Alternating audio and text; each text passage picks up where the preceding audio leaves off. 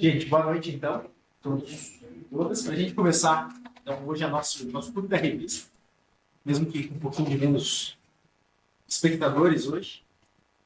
A gente vai falar um pouquinho, então hoje o dia vai ser dedicado à hemodinâmica e à cardiologia. O João vai começar trazendo para a gente uma revisão, uma meta-análise, na verdade, sobre o uso de dispositivos de assistência ventricular externa.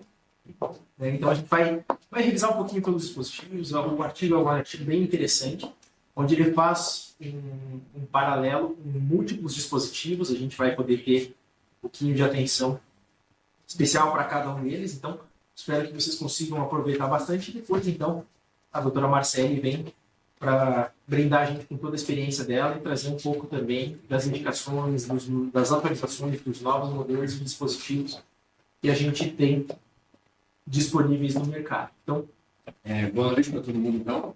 Como o Vini falou, para depois a doutora Marcela complementar, a gente vai falar um pouquinho sobre esses dispositivos, abordar um pouquinho sobre a hemodinâmica, o que a gente tem de parte científica, né, de relevância científica, de fato, e o que é aquilo que a gente aplica na beira do leito. Então, eu vou falar um pouquinho desse artigo, que ele vai abordar sobre dispositivos de suporte, suporte mecânico circulatório,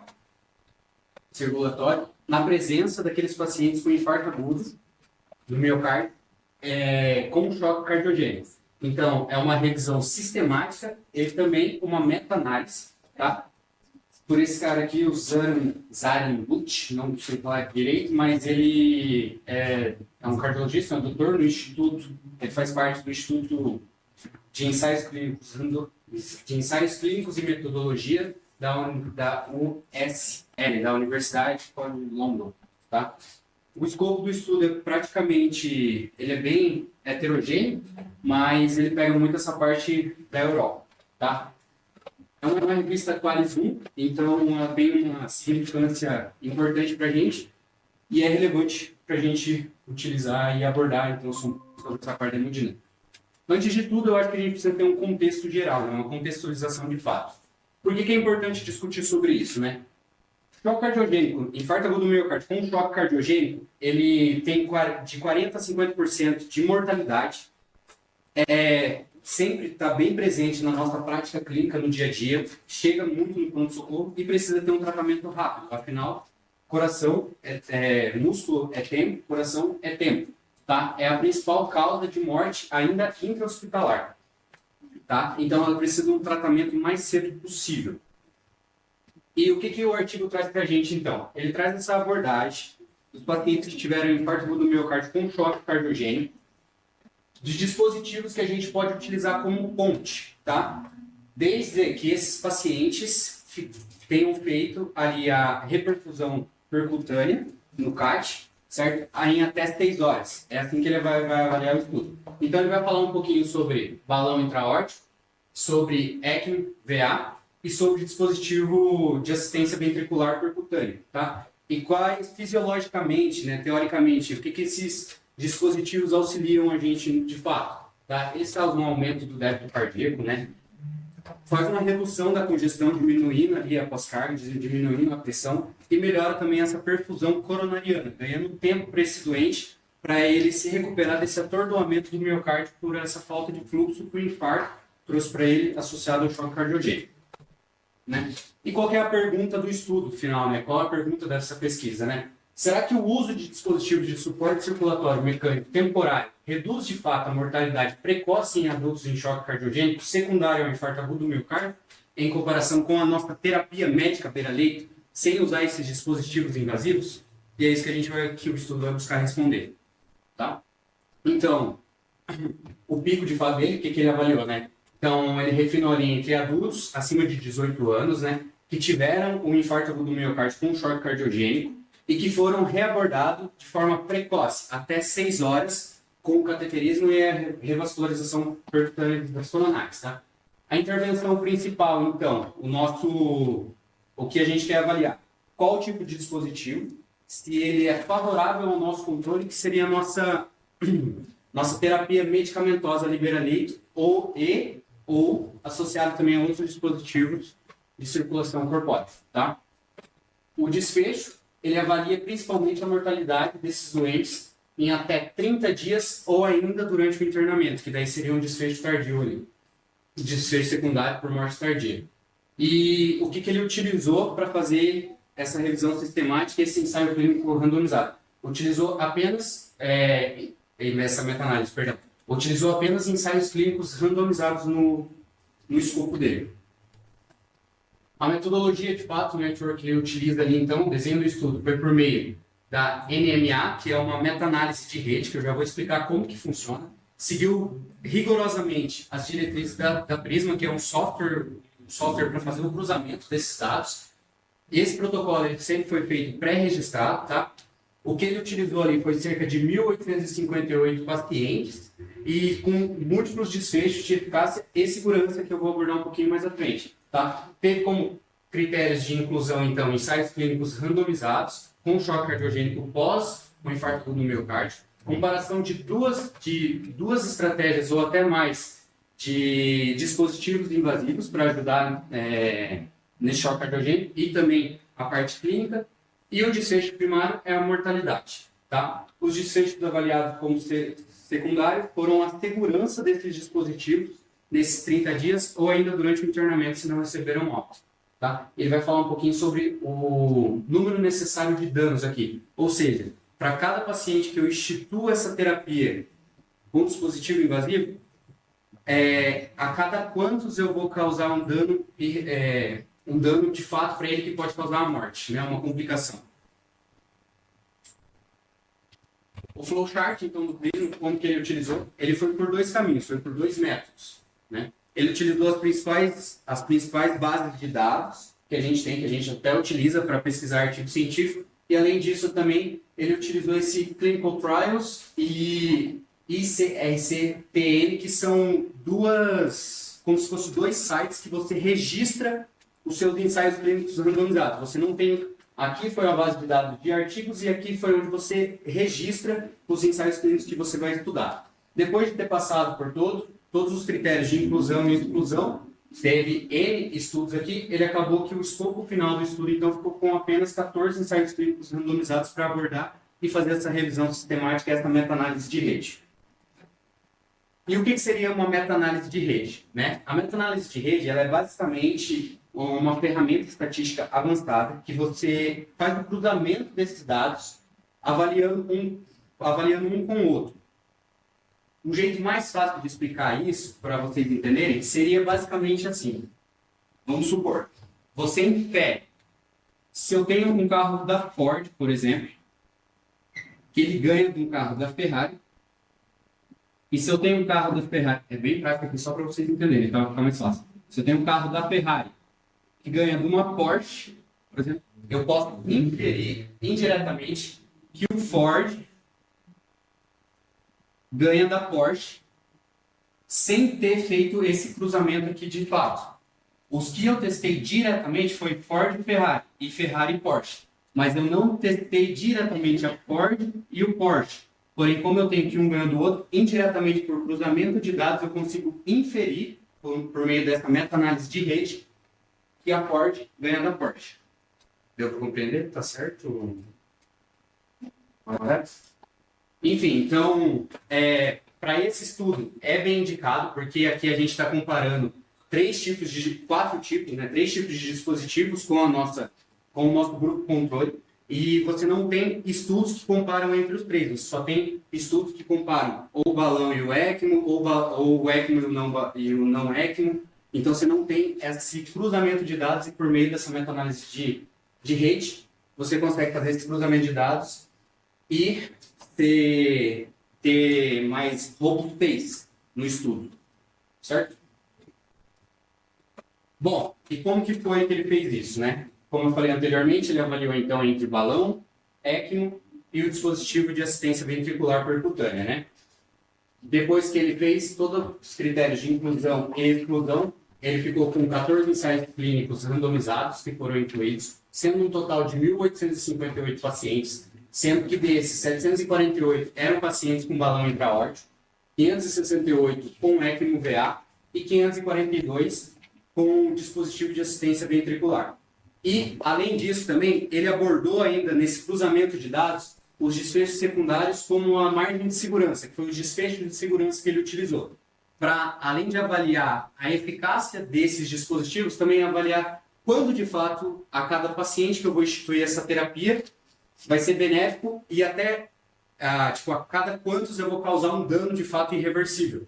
Tá? E aqui ele trouxe os principais, que foi um sangramento maior, sepse, isquemia de membros e diálise precoce.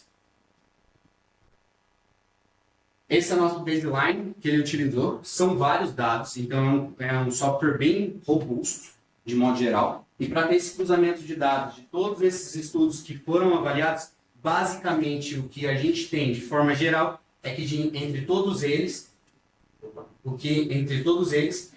é que foi prioritariamente uma idade média entre 53 e 70 anos e a grande maioria desses pacientes que foram avaliados foram do sexo masculino. Tá? E nosso desfecho primário, então, ele quer avaliar a mortalidade precoce, né, em até 30 dias. Tá? Eu sei que é complicado, parte de estatística aqui sempre é difícil, eu vou tentar abordar um pouquinho de como funciona para a gente fazer análise dessas figuras que são importantes na hora que a gente vai estar lendo um artigo para saber se ele tem relevância e significância para a gente tem que ser bem criterioso aqui. Como que funciona? Ele usou para esse estudo o melhor método que seria o gráfico de floresta, né? Forest plot, tá? E como que é? Como que funciona isso aqui? A gente tem essa linha do meio que seria a nossa linha de nulidade. Tá certo. Linha de nulidade. Ponto neutro seria assim, ponto nulo, tá? E a linha horizontal é o nosso índice de confiança, tá? Para a gente ter que esse estudo ele é significativamente estatístico, a gente precisa que esse intervalo de confiança, tá? Esse índice de confiança, ele não cruze essa nossa linha do ponto zero, essa nossa linha de nulidade, tá? A gente precisa ter que ela sempre fique abaixo de 1. Tá? A partir do ponto que a gente tem esse cruzamento, esse escopo pode ter alguns vieses junto com isso. Além disso também, o que ele pega? A questão do odds ratio. O odds ratio, para você ter relevância naquilo que você quer, nesse caso aqui que a gente quer a favor da nossa intervenção, que é o dispositivo de circulação corpórea, você precisa ter um odds ratio abaixo de 1. Então, todos aqueles que tendem com um odds ratio abaixo de 1, você vai ter uma relevância clínica, porém, aqueles que cruzam a nossa linha do nosso ponto neutro, eles não vão ter significância estatística. Deu para ver? Tá certo? Doutor? Alguma coisa?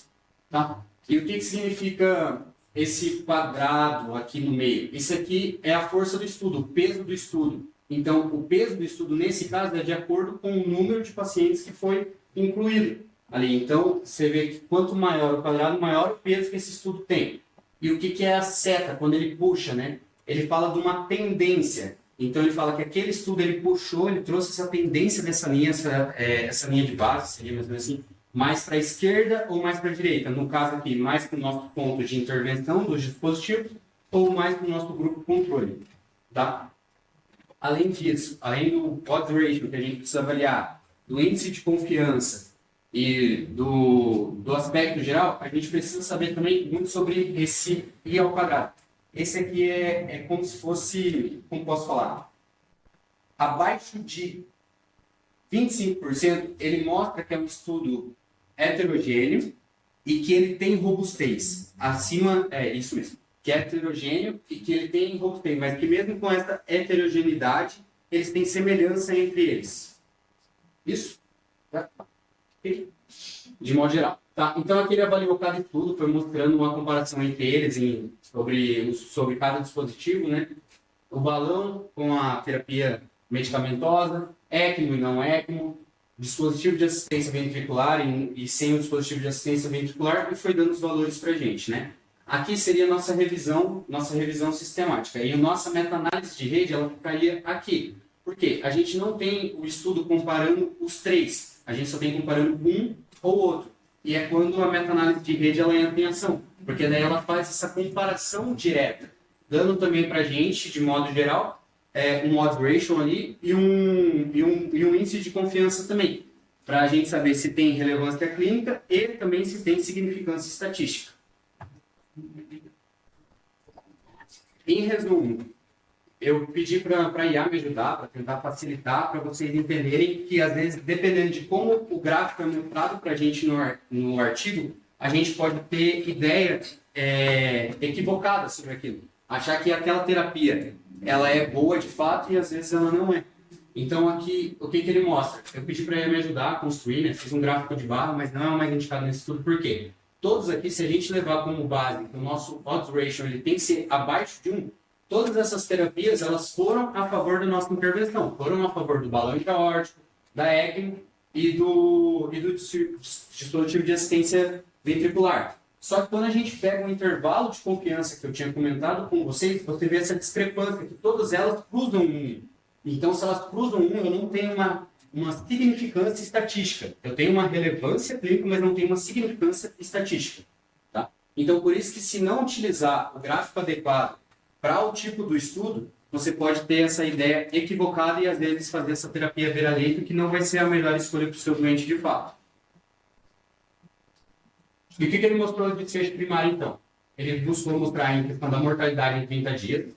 E o achado central, depois desse cruzamento de dados, depois dessa meta-análise de rede, ele mostrou que o balão intra-aórtico, com o nosso controle, que seria a nossa terapia medicamentosa, ele teve sim um odds ratio aproximadamente em 1, mas com um índice de confiança cruzando essa linha de base. Então, ele não teve uma redução significativa na mortalidade em 30 dias. E o principal estudo que mostrou com uma força boa, uma relevância, uma qualidade de evidência moderada, foi o balão intra-aórtico Shock 2, tá? Que teve um N de 600. Do ECMO com controle, ele cita principalmente o ECLS Shock, e sobre o dispositivo de assistência ventricular, ele cita, ele também mostrou com os estudos, tem poucos aqui, principalmente esse Dengue Shock, que é a mortalidade em até 180 dias, mostrou que também tem baixa evidência e não tem uma significância de fato, mas tem uma relevância. Bom, além disso, no desfecho secundário, ele usou como desfecho de segurança. Ele quis avaliar também o NNH, que seria o número necessário para causar dano, que é isso que eu comentei com vocês. E o que seria isso? Vamos supor que a cada 5 pacientes que eu coloco um balão intra-aórtico, um deles vão morrer. Se eu tenho um NNH de 5, a cada 5 que eu coloco o balão intra-aórtico, um vai morrer. A cada 14, um vai morrer. Isso seria a nossa terapia. Ou seja, quanto menor o meu número necessário para causar dano, pior a terapia.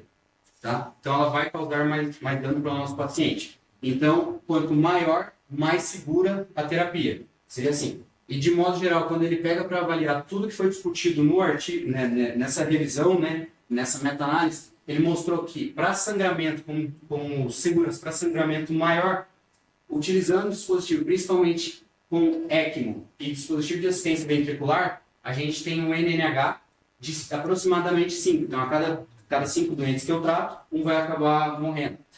Para ECMO e dispositivo de assistência ventricular também, isquemia de membro. Para cada 14 a 21 que eu trato, um vai acabar tendo essa isquemia de membro, vai acabar tendo sangramento e isquemia de membro. Para cada 10 aqui que eu vou tratar, um vai entrar em diálise e vai ter uma disfunção renal. E aqui, para cada 14 que eu entrar com essa terapia, um vai acabar entrando em sepsis. Então, assim, o que ele mostra para a gente de modo geral? E cada dispositivo tem que ser muito bem selecionado, porque além dos benefícios, teoricamente, fisiologicamente, que eles podem trazer para a gente, eles também podem ter um desfecho pior ali, principalmente na relação da mortalidade. Então, eles têm seus efeitos colaterais, então precisam ser bem indicados. E daí ele separou, por meio dos desfechos secundários e dos desfechos de segurança, ele separou por cada quadro. Tá? Aqueles com sepse, então, ele mostra para a gente aqui o odds ratio de todos eles, dos estudos que foram avaliados, Waxman, do Shock 2, Overhaul, avaliando então sobre o balão, do balão versus a terapia medicamentosa, ECMO e não ECMO, e o Impello Thunder Heart versus o não Impello não Thunder Heart. Então ele mostrou que quando eu entro com um dispositivo de assistência ventricular, a cada 16 que eu trato, um vai desenvolver sepse e vai ser diretamente ligado ao dispositivo, né? Quando eu coloco em ECMO, a cada 14 que eu entro para terapia, um vai desenvolver sepse e vai ser relacionado ao dispositivo. Com o balão, então, desses três aqui, em relação à sepse, dos três dispositivos, ele mostrou que o balão seria o mais seguro, tá? Para não causar sepse nesse caso. Então, no final, fica a nossa reflexão clínica, né? O dispositivo, ele é um corpo estranho, invasivo, de fato, que pode gerar uma inflamação sistêmica ali. Ele entra como um corpo estranho, um agente causador, e pode, no final das contas, piorar o quadro do nosso doente, né? Entrar com sepsis e choque séptico. Quando passa para o outro também, em relação ao outro desfecho de segurança, a AVC. Entre os três dispositivos, quais deles teve menos, né? Teve menos efeito colateral de modo geral. Ele mostrou que quando a gente fala de dispositivo de assistência ventricular e de ECMO VA, eles não teve relevância, não teve significativamente estatístico em relação ao tratamento deles, tá? Em relação ao controle. Então, a terapia medicamentosa aqui foi mais benéfica do que você entrar com os dispositivos, porque o nível de segurança deles era baixo, praticamente dobrou, né? O risco de você ter AVC na instalação desses dispositivos. Então, o balão também ele entra aqui em segundo caso, tá? Em questão de sangramento maior, né? A mesma coisa, o hotspot aqui, ele avalia também nesse caso. Com ECMO e com Impella Thunder Heart, a gente viu que praticamente o risco, ele praticamente dobra quando eu entro com esses dispositivos nesses pacientes. Que o efeito colateral de usar essa terapia, se eu não adequar bem, pode ter muito sangramento e a cada 8 pacientes que eu entro com ECMO, vou acabar tendo esse sangramento grave e a cada 6 que eu entro com Impella Thunder Heart, eu vou ter um sangramento grave também. Tá? E sobre o balão intra-aórtico, ele não teve relevância significativa para falar que não teria esse efeito colateral. Então, a comparação de segurança, agora comparando os três, pedi para ele me ajudar também em relação a isso, porque ele sempre compara um ou outro.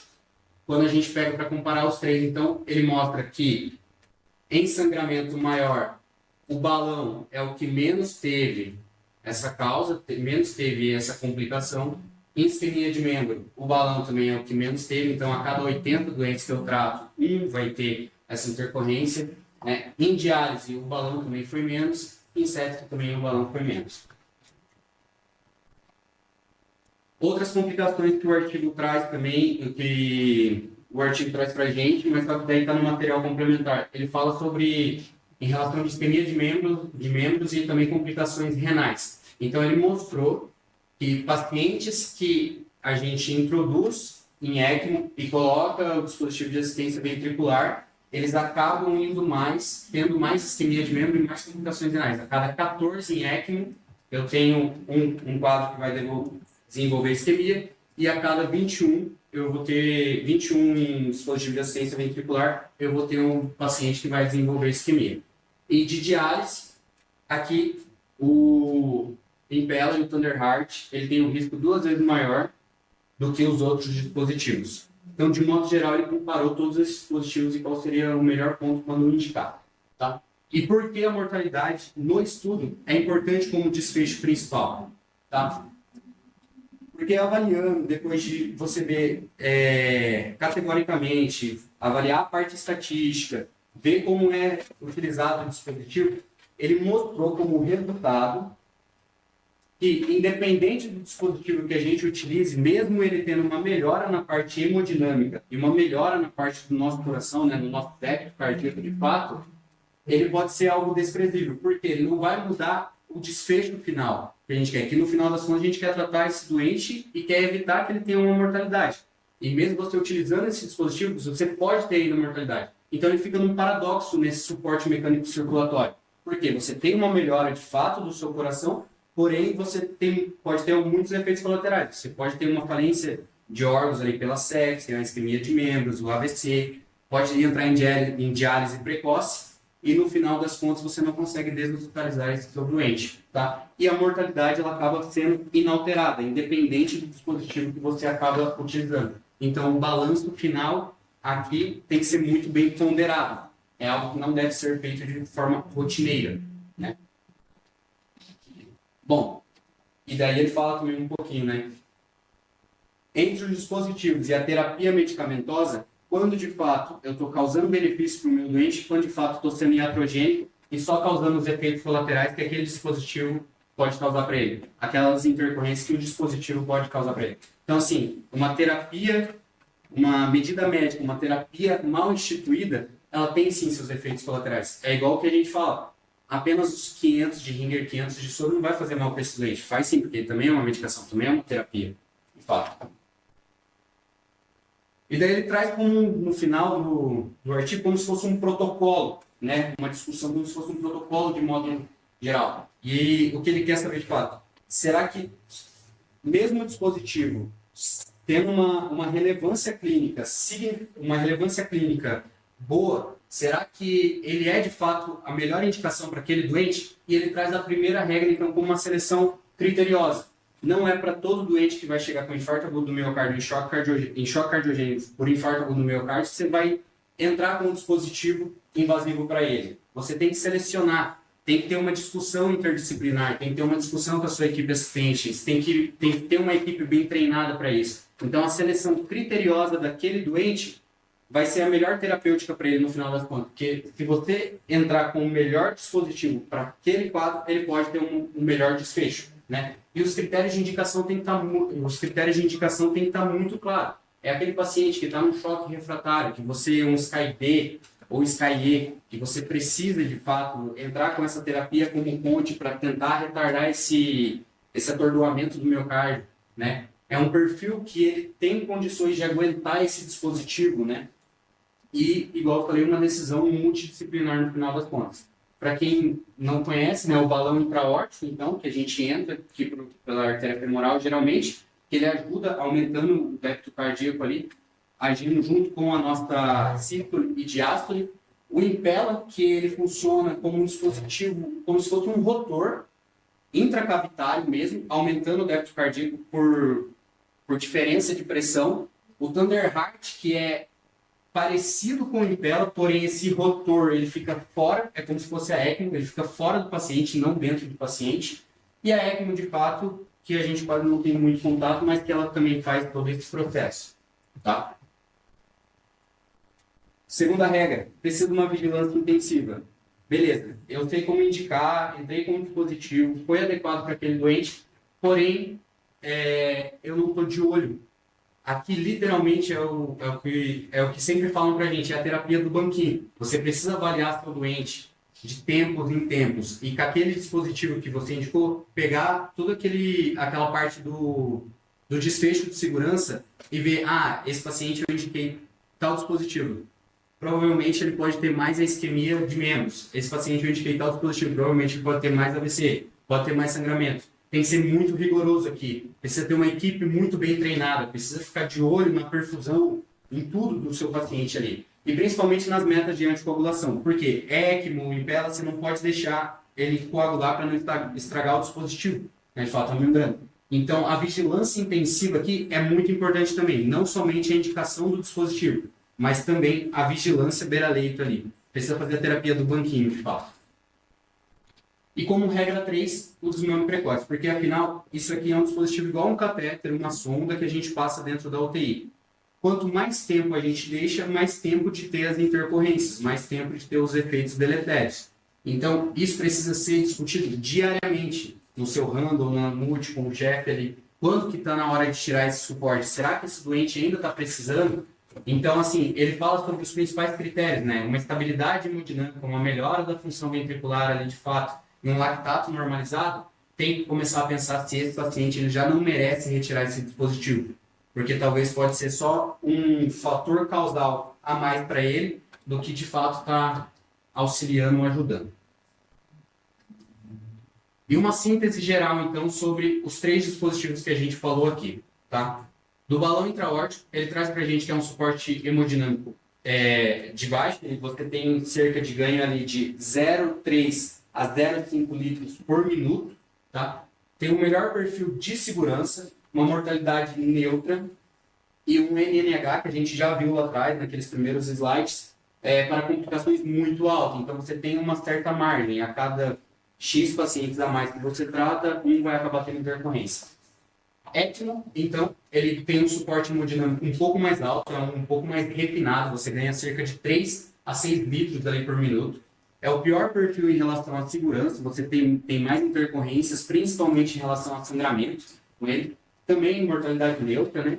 E a cada 5 doentes que eu acabo tratando aqui, cada 5 que eu trato, um vai apresentar sangramento, 14 que eu trato, um vai apresentar isquemia, lesão renal e sepse ali também no MNH. Tá? E no dispositivo de assistência ventricular, o Impella Thunder Heart, então, ele tem um ganho de 2,5 a 5,5 litros, ali a dependendo do paciente. Tem um perfil de segurança pobre também, extremamente semelhante com o da ECMO, por isso que são os dispositivos que mais causam sangramento, que mais causam isquemia e tem mais intercorrências, tá? E ele ainda, mesmo num dispositivo que você tem uma boa resposta nos primeiros 30 dias, ele fala muito sobre uma possível mortalidade tardia, em cerca de 120 até 180 dias. Foi o que foi abordado aqui no estudo Danger, tá? Então, de modo geral, né?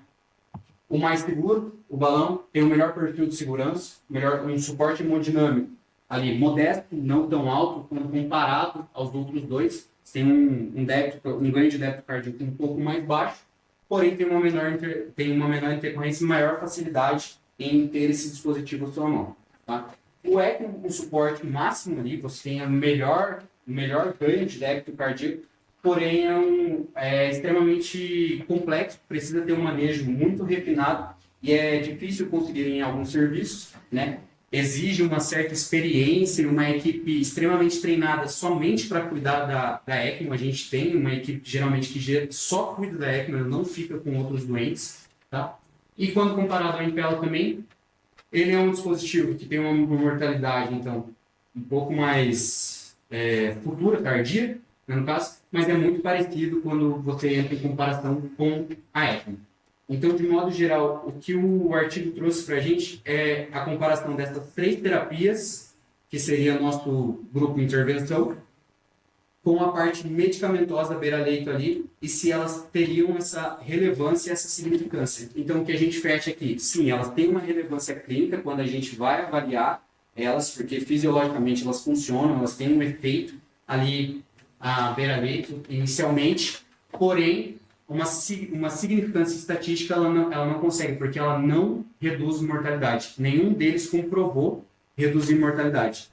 Tá? Apenas nas primeiras 24 horas ali em questão de relevância clínica, mas não mudar a mortalidade. Então, no final das contas, no choque cardiogênico, menos é mais, e a menos que o mais seja estritamente necessário e monitorado com obstrução pela segurança, que foi as nossas 3 regras lá. Então, se bem indicado, se bem cuidado, e saber o momento exato de entrar e retirar, esse paciente pode responder muito bem. Mas nem sempre, tá? A parte medicamentosa, ela também ainda tem uma alta relevância clínica e é significativamente estatística.